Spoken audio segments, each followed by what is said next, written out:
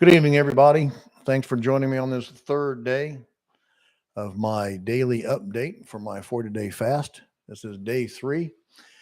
My day actually ends at 10 o'clock, so I'm only 2 hours from the end of my third day. So, which I think is a good idea for giving everybody an idea of what I'm experienced on each day. Um, but before I get into the update on how I'm doing, I want to read to you. There are numerous examples of people fasting throughout Scripture, and there were 3 that I know of. I think there's a 4th that actually did a 40-day fast. Jesus was one of them.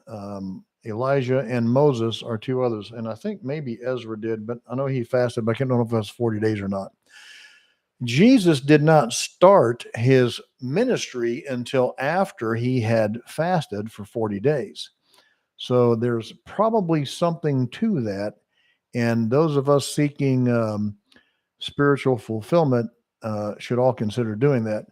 Many of you might want to do it under the watch of a doctor. There are doctors who do prescribe water fasting,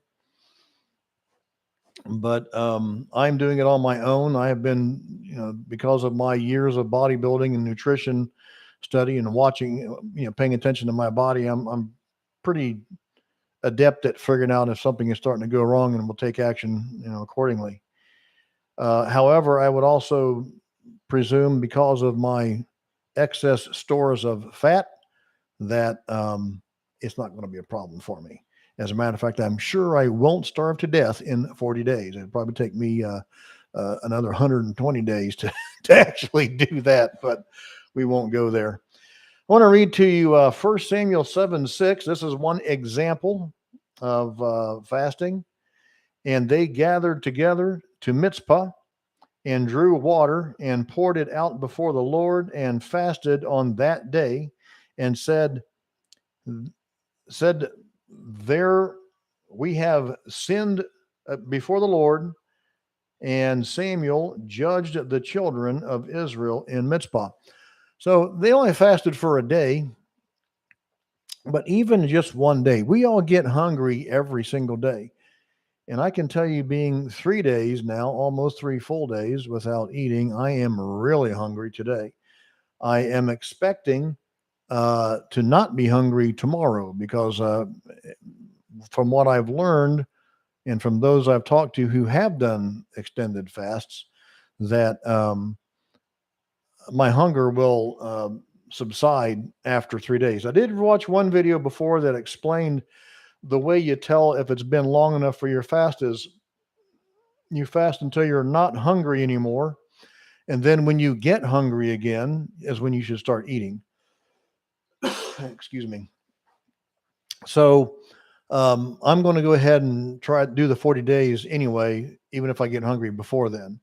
If I don't get hungry before then it's probably a good sign that I could have gone longer. But I am not going to. I'm going to just do the 40 days this time and see how that goes. So as far as my condition, my physical condition today, there's one more thing that I want to talk about too. I mentioned in my first video several things that I wanted to watch in anticipation going away. I got one of these little fatty tumors under you might be able to see it in the camera right there. See that lump there?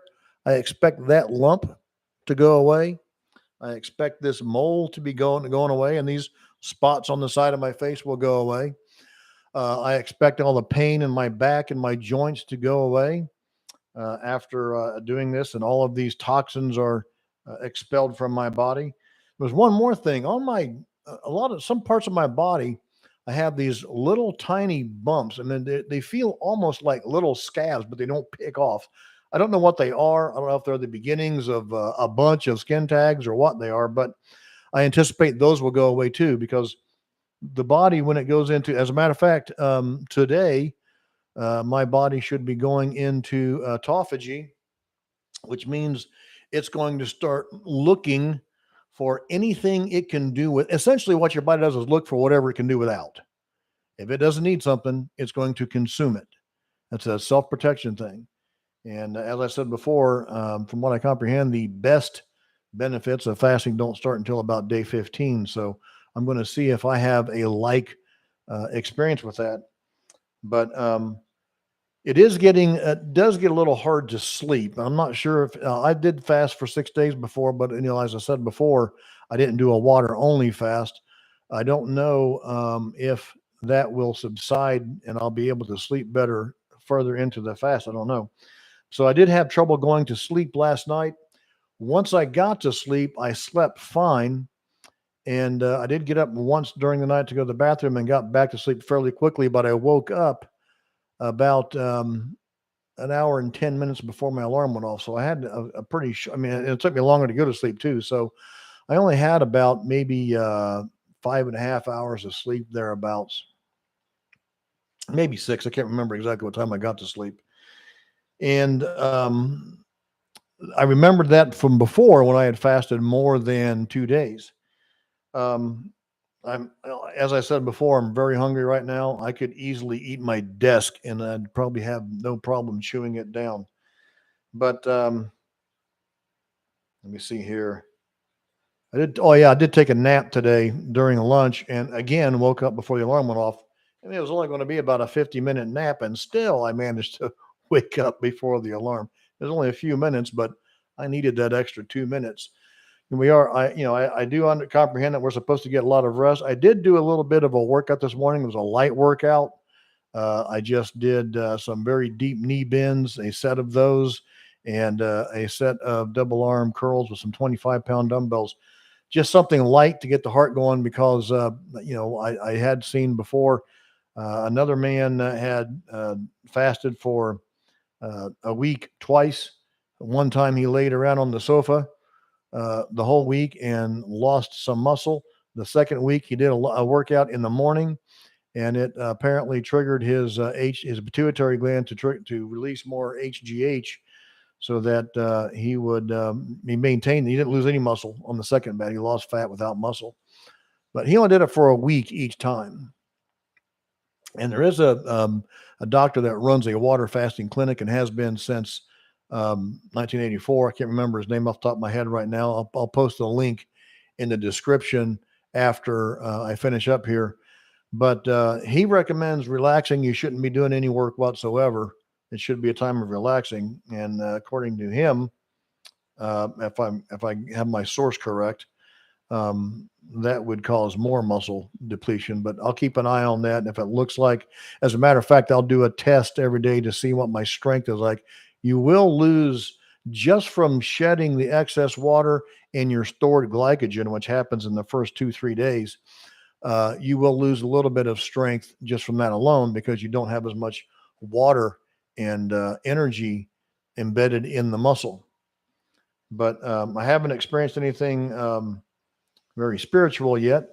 I did today realize that my focus, even though I'm a little bit lightheaded today, my focus seemed to be a little clearer. So I think some brain fog is. I never comprehended what brain fog was until today. But I did seem to be able to focus a little more in spite of the fact that I am really, really, really hungry. As a matter of fact, normally when I'm this hungry, I say that I would love to have a pizza wrapped triple bacon double cheeseburger with mushrooms and grilled onions. But today, for some reason, I wanted an egg salad sandwich. But again, I chopped up some leftover pork shoulder and gave it to my dog. And I'm telling you, it was tough. But I haven't had a bite of food or anything else other than water since 10 p.m. on Saturday night. And I intend to keep it that way. And you all can follow along with me. Pray with me that I do not get weak and that I make it through this safely. As I comprehend it, the fasting part is easy as compared to coming off of the fast. So I will be sharing with you what I do as I come off the fast each day. As I mentioned in my first daily update on Sunday, I do have some Pedialyte and some bone broth in the pantry for when that day comes. A little bit of sugar-free Jello as well, just to get my stomach used to doing some things that it'll be used to digesting. Once I do that, I also comprehend that having some apple cider vinegar and lemon juice will also help to trigger the bacteria in my gut again. And you all should be doing some apple cider vinegar and lemon juice. Just a tablespoon of each in a glass of water. You can make it a large glass of water, but make sure you get it all down because it's kind of tart. Combining those two together is kind of tart when you do it without any sweetener. And that's what we want to avoid is a sweetener. Sugar is poison. Remember, it's also an addiction. Remember that. That's what I started treating my diet as though I had an addiction. And since I started doing that, I have seen a difference in my perseverance and my discipline. Uh, Before, when I would get real hungry, it would be nothing for me to go and take a bag of chips out of the pantry and eat the whole thing. But the salt is also designed to make you want more too. So cut down on the salt and the sugar completely removed from your diet. There's plenty of sugar in food and fruit that naturally occurs. You don't need to be eating a bunch of sugared down grains that have been ground into nutritionless flour. It's not fat that makes you fat. It's sugar. It's carbohydrates that make you fat. So cut the carbs, eat the fat, eat the meat. Anyway, I appreciate you joining with me today. Each day I will start off with another scripture regarding fasting until I run out of fasting scriptures, and then we'll cover a different scripture. But that way we will all learn together, and we'll see how this goes and see if it might be something you might want to try. I appreciate you joining me. You all have a great evening, and I'll see you tomorrow night.